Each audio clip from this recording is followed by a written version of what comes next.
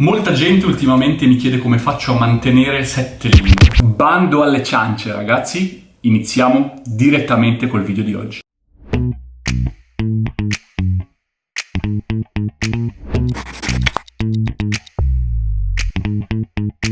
Piccola premessa generale. Organizzo 2 volte alla settimana un language exchange.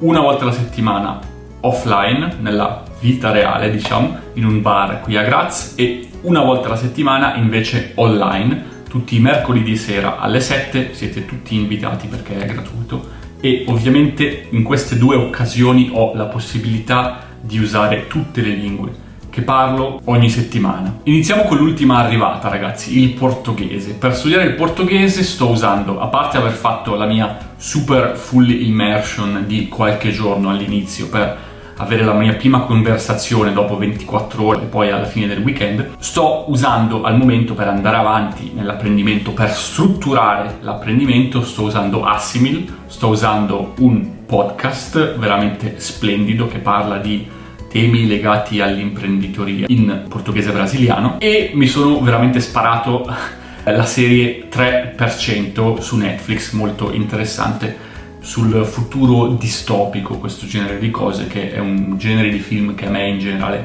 piace. Se avete qualche consiglio, ragazzi, scrivetemi nei commenti. Non ho ancora iniziato a leggere libri in portoghese, è una cosa che evito di fare nel momento in cui inizio a studiare una lingua, a meno che io non abbia libro e audiolibro, perché non voglio leggere con la pronuncia mentale sbagliata per poi creare di fatto in maniera automatica errori di pronuncia.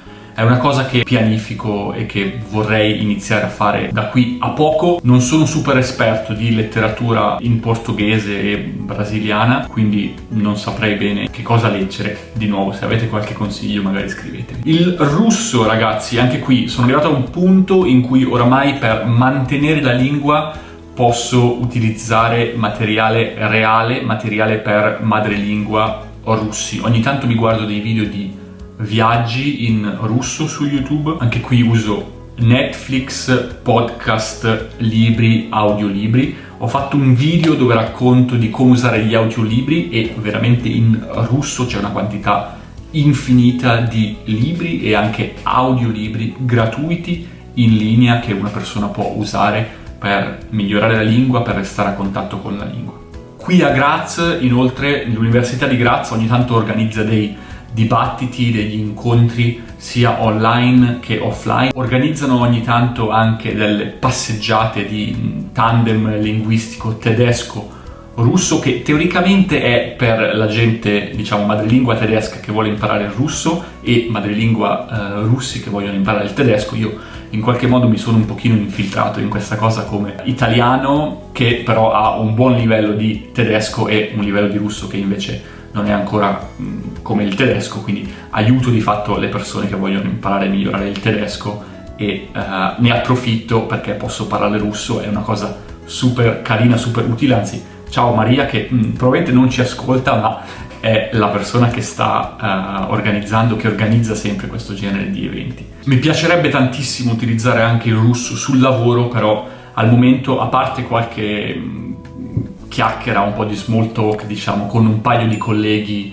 dell'Ucraina, non ho progetti in Russia, quindi non posso utilizzare la lingua in maniera attiva. Sul lavoro sarei super contento di farlo. Il francese, ragazzi, il francese principalmente lo utilizzo sul lavoro perché lavoro con clienti francesi. Non ho tantissimi amici francesi, in particolare qui a Graz non conosco tantissimi francesi, quindi purtroppo è una lingua che nella vita di tutti i giorni non uso tantissimo, è più che altro legata al lavoro. Adoro ascoltare podcast in francese, adoro ascoltare musica in francese e devo dire che mi piace tantissimo anche leggere in francese. Mi sono letto questi malloppi che sono molto interessanti.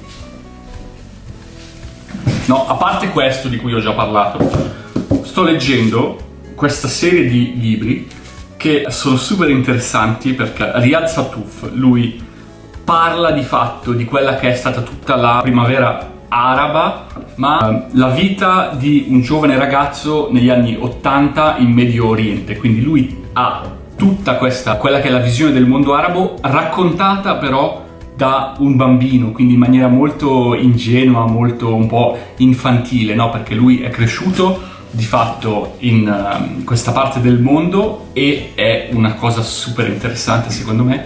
E sono di fatto in Francia i fumetti vanno alla grande, alla stragrande, e ogni volta che vado in Francia io torno a casa con uno di questi libri. Credo che ne abbia fatti 4 oppure 5, io ne ho 3, quindi leggere in francese è una cosa super interessante. Anche questo è stato veramente unico perché racconta la storia del mondo vista da una prospettiva un pochino più globale. Noi di solito in Europa bene o male studiamo la storia europea, ma non abbiamo idea di quello che succede ad esempio contemporaneamente in altre parti del mondo, non lo so, in Cina, in India, in Giappone. Cioè nel momento in cui c'erano i Romani in Europa, che cosa stava succedendo in India ad esempio? Sono cose super interessanti e nel libro lui va a indagare tutte queste cose. Lo spagnolo, ragazzi, lo spagnolo è una lingua bellissima, forse è la mia lingua preferita, non lo so, mi piace davvero tantissimo e in generale ho imparato lo spagnolo anche molto on the road, viaggiando per il Sud America, ma anche lavorando. Lo uso tutti i giorni sul lavoro, ho una quantità infinita di amici del Sud America, quindi quotidianamente anche la mia vita con gli amici è in spagnolo. Io utilizzo lo spagnolo tutti i giorni. Non ascolto podcast in spagnolo, non uso YouTube, molto raramente, quasi mai onestamente, guardo film in spagnolo. Quello che faccio è leggere libri di narrativa in spagnolo che mi piacciono molto. Ultimamente sto leggendo questo libro di Gamboa, che è uno scrittore colombiano, e il libro me l'ha prestato un amico colombiano ed è molto interessante perché ti dà un'idea di quella che è la Colombia moderna. Il tedesco ovviamente lo utilizzo sul lavoro tutti i giorni vivendo in Austria e anche nella vita quotidiana, nel senso che quando vado da qualche parte, se voglio fare qualunque cosa, la faccio in tedesco. Lo uso anche in realtà per leggere, a differenza dello spagnolo che utilizzo principalmente per leggere narrativa. Mi piace leggere in tedesco libri se voglio imparare qualcosa. Consiglio tantissimo Lernen. Se parlate tedesco, ragazzi, lui è un neuroscienziato tedesco. Il libro è super interessante e parla di come apprendiamo di fatto. Ne ho parlato nel podcast, mi sembra, in qualche episodio. Sto leggendo anche questo libro. In realtà l'autore non è tedesco, ma il libro l'ho trovato in tedesco e mi sembrava interessante. Dice come pensa il cervello, quindi come funziona di fatto il cervello.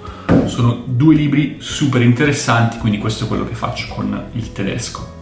Piccola parentesi relativa al dialetto austriaco: in realtà io sto costantemente cercando di migliorare anche non solo il tedesco ma il mio dialetto austriaco, e questo lo faccio guardando una serie TV su Netflix, mi sembra che si chiami Braunschlag, una cosa del genere, che è divertente, è carino. Loro parlano in dialetto veramente abbastanza forte della Bassa Austria, quindi non della regione in cui vivo, e è molto interessante perché si imparano tante espressioni idiomatiche. E poi sul lavoro ovviamente, perché i colleghi con me parlano oramai quasi tutti in dialetto, quindi io cerco sempre da loro di apprendere, di imparare qualche nuova parola. Inglese, ragazzi, l'inglese è la lingua franca, cioè la mia vita è forse più in inglese che non in italiano. In realtà è un misto di un po' tutte le lingue, quindi è difficile dire quale lingua ha il sopravvento, però essendo l'inglese la lingua franca, se ad esempio ho una riunione sul lavoro con i colleghi e qualche collega magari non parla spagnolo o non parla francese,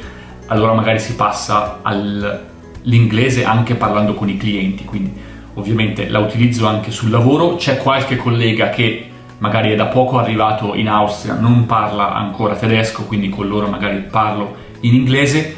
Con diversi amici molto internazionali, anche con loro ovviamente parliamo inglese. Ho degli amici che vengono dall'India, da altre città o paesi europei dove si parla una lingua che io non conosco, ad esempio non lo so, la Polonia, e allora magari con alcuni parliamo tedesco perché viviamo in Austria, con alcuni parliamo in inglese, dipende un pochino. L'inglese di fatto è la lingua che utilizzo anche quando devo cercare informazioni, perché è molto più semplice, ci sono un sacco di informazioni in inglese oggigiorno, e devo dire insieme al francese. Se devo cercare qualcosa in internet tendenzialmente la cerco in inglese o in francese, perché anche il francese è una lingua a livello mondiale molto molto utilizzata, quindi puoi trovare qualunque tipo di informazione di qualunque tipo. Se devo cercare informazioni invece più locali, ovviamente la cerco in tedesco, invece se devo cercare qualcosa di relativo all'Italia lo cercherò in italiano, quindi non c'è proprio una regola esatta, però diciamo la tendenza è questa. L'italiano, ragazzi, io cerco di leggere libri in italiano perché ovviamente è la mia lingua madre, la mia mamma lingua, come dico sempre io, e avendo un podcast per stranieri che vogliono imparare l'italiano, ma avendo anche il canale YouTube, eccetera, secondo me chiunque dovrebbe continuare per tutta la vita a migliorare la propria lingua, perché non finiamo mai di imparare nuove espressioni, nuove cose. Cioè, se io ad esempio mi mettessi a leggere un libro in italiano super specifico, super tecnico, che parla di, non lo so, biologia, capirei forse poco, perché non ho tutto il lessico specifico inerente alla biologia, anche se l'italiano è la mia lingua materna. Per riassumere, comunque ci sono due punti fondamentali per riuscire a mantenere nel corso degli anni più lingue contemporaneamente una volta che le hai imparate. Uno, le informazioni. Cercate di equilibrare un pochino il modo in cui cercate informazioni online e cercate di farlo nelle varie lingue. Lo stesso vale per la lettura. Io ho delle preferenze, diciamo così, perché determinate cose le leggo in una lingua, altre cose le leggo in un'altra lingua. Non è esattamente ottimale, perché finisci per sviluppare un certo tipo di lessico in una lingua e un tipo di lessico diverso in un'altra lingua. Sarebbe meglio fare un po' un misto, però la cosa fondamentale, ragazzi, è sempre fate quello che vi piace. A me piace così, quindi continuo in questo modo. Però se riusciste a fare un po' un mix, ovviamente aiuta di più per non solo il mantenimento ma anche l'espansione della vostra conoscenza in una determinata lingua in ambiti diversi. Il secondo punto, ragazzi, invece è quella che io chiamo una bolla, ovvero costruzione di una vita poliglotta, nel senso che, come avete visto, come avrete capito, io tutti i giorni per ambiti e sfere diverse della mia vita sono in contatto con tutte queste lingue e le utilizzo tutte quotidianamente. Questo significa amici di nazionalità diverse, questo significa essere appassionati, essere curiosi, sapere qualcosa, voler conoscere di più di paesi diversi dal nostro, e questo secondo me è bellissimo, è una cosa che mi piace tantissimo. Sarebbe molto difficile per me tornare a fare una vita monolingua, perché mi mancherebbe appunto questa varietà di influenze da paesi diversi, da culture diverse, da persone diverse, che secondo me arricchisce la vita in maniera incredibile, ragazzi, e che è splendida, è fondamentale. Non ho parole, mi viene la pelle d'oca, mi viene da sorridere, perché è davvero così. Attenzione però, perché ovviamente più vai ad aggiungere lingue, più da un certo punto di vista sì, è più facile imparare delle nuove lingue,